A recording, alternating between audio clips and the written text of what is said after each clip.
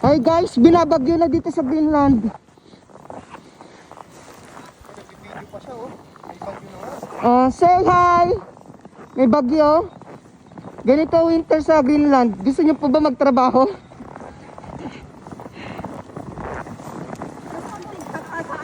Kuya! Kuya, 150. Ang lang kami dito, boy. Hindi namin kinaya yung lamig. Hindi nyo kami makikilala. Kaya niyo, kaya? Hello mga kabayan, ako na naman ulit, it's me.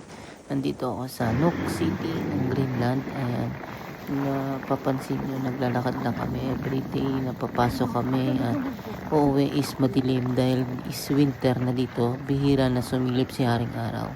At guys, pag snowstorm dito, yung yelo na pumapalo sa mukha namin, malamig, parang pinupunit at parang kinukurot.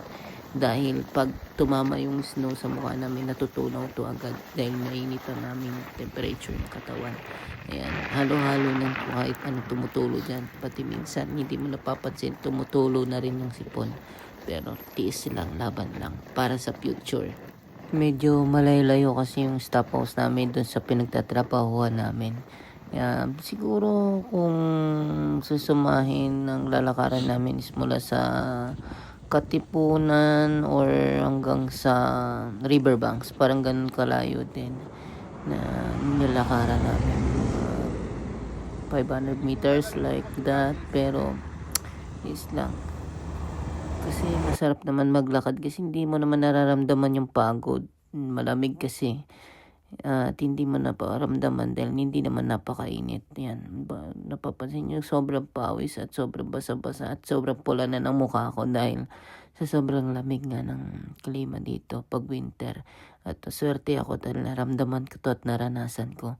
Nagpapasalamat ako lagi sa may taas na natupad yung mga panalangin ko na makaalis at makapag-Europe at makapagtrabaho at ma-experience itong na-experience ko ngayon. Kaya maraming salamat guys, at sa uulitin, naway subscribe nyo po ako, follow, at maraming salamat sa unang mga nag-follow at nanonood ng aking mga video. Maraming salamat, thanks, bye.